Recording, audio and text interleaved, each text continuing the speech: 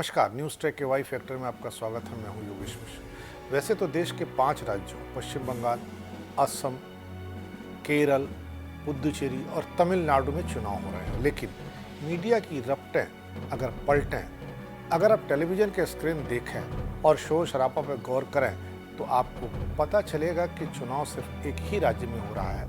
वह राज्य है पश्चिम बंगाल।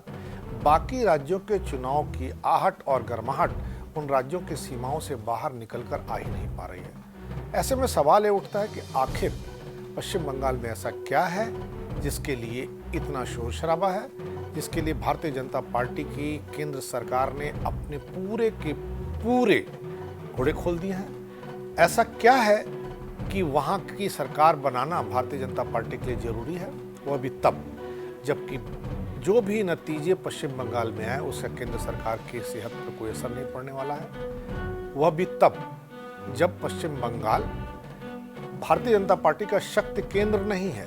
वह भी तब जब भारतीय जनता पार्टी कभी भी वहां सरकार नहीं बना पाई है। यह जरूर है कि भारतीय जनता पार्टी के प्रतीक पुरुष श्यामा प्रसाद मुखर्जी वहीं के रहने वाले हैं, और अगर जुगलबंदियों की बात करें तो श्यामा प्रसाद मुखर्जी पश्चिम बंगाल से आते हैं और भारतीय जनता पार्टी का जो शक्ति केंद्र है उत्तर प्रदेश, वहां से दीनदयाल उपाध्याय जी आते हैं। पश्चिम बंगाल में ममता के जीतने का मकसद भी कांग्रेस की पराजय है, उस कांग्रेस की जिससे भाजपा और उसके नेता देश को मुक्त कराना चाहते हैं। इस राज्य में भाजपा की सरकार नहीं रही है। भाजपा के पास कुल विधानसभा में 3 विधायक हैं। यहाँ भाजपा के पास हर विधानसभा में उतारने के लायक चेहरे भी नहीं है। यही नहीं, मुख्यमंत्री का कोई चेहरा भी भारतीय जनता पार्टी को तमाम कोशिश के बाद भी नहीं मिल सका।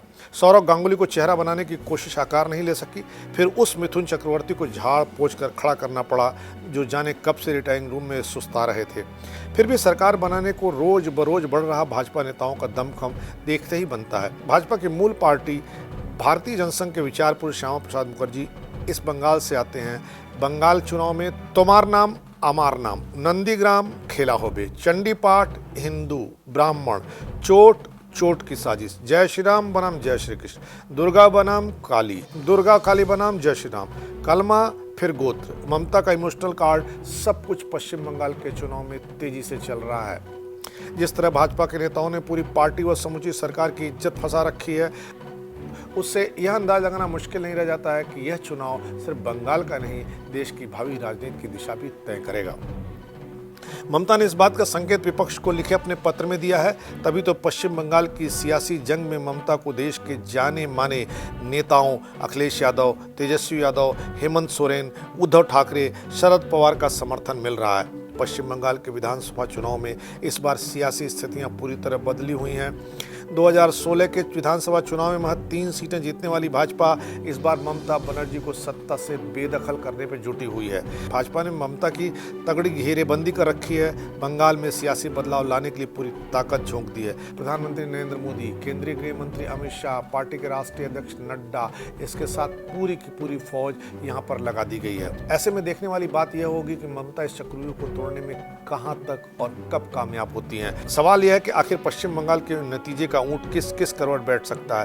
पहला, ममता बनर्जी की सरकार बन सकती है। दूसरा, ममता बनर्जी की सरकार जा सकती है। तीसरा, भाजपा की सरकार बन सकती है। चौथा, मिलीजुली सरकार बन सकती है। चौथे विकल्प से अगर अपनी बात की शुरुआत करें तो मिलीजुली सरकार का सीधा सा मतलब है कि वह सरकार ममता बनर्जी की अगुवाई में होगी, क्योंकि वहाँ कांग्रेस और वाम दल भारतीय जनता पार्टी को समर्थन देने को तैयार नहीं हो सकते हैं। यह पॉलिटिकल लाइन बहुत पहले से कहती आ रही है। भाजपा की सरकार नहीं बनती, इसका सीधा मतलब है कि दूसरे और तीसरे विकल्प की संभावनाओं पर विचार ही नहीं किया जाना चाहिए।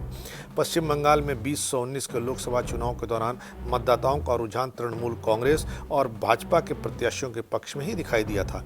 प्रधानमंत्री नरेंद्र मोदी की लोकप्रियता की लहर पर सवार भाजपा को इस चुनाव में मतदाताओं ने बढ़ चढ़कर समर्थन दिया। कुल 40.64% वोट मिले, 18 सीटें हासिल हुई।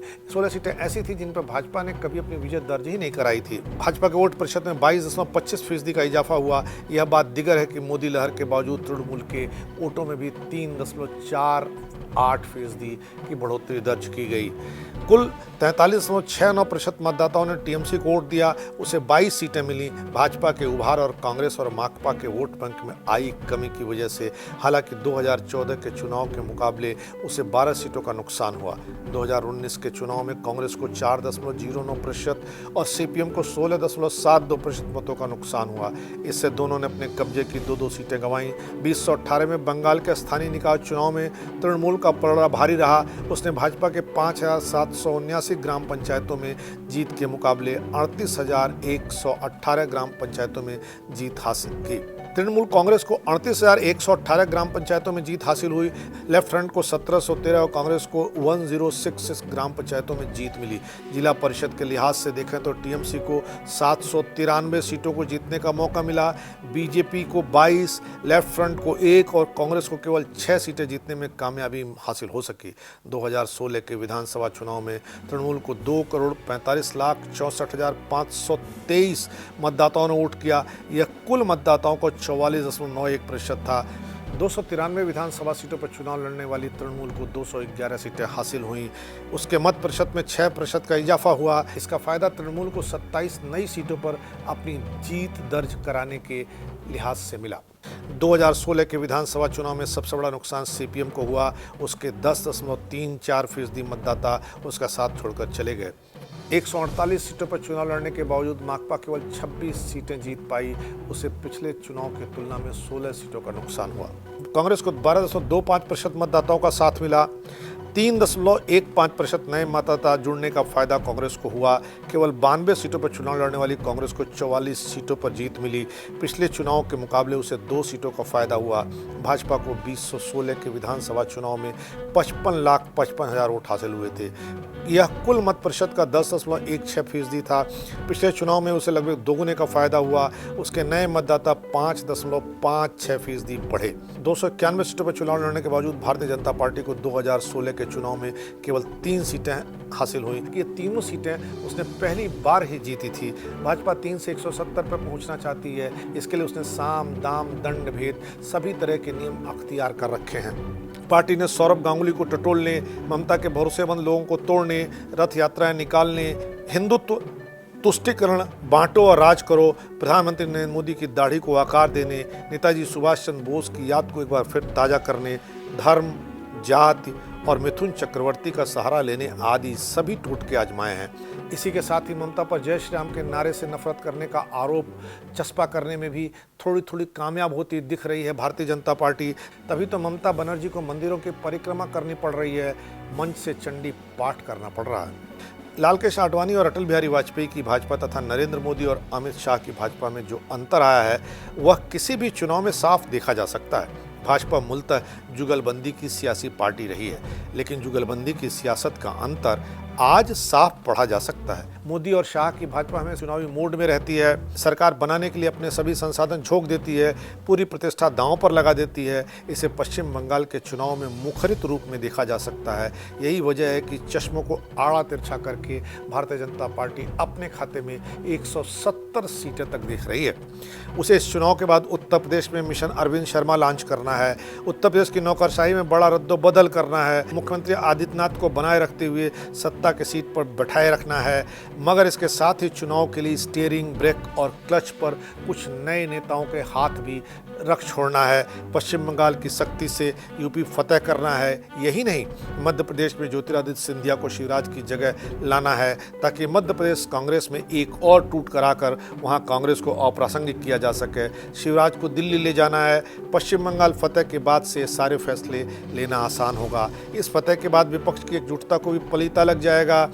मगर भाजपा को नहीं भूलना चाहिए कि ममता की अगर पराजय होगी तो ममता व्हील चेयर पर ही दिल्ली के लिए कूच कर जाएंगी।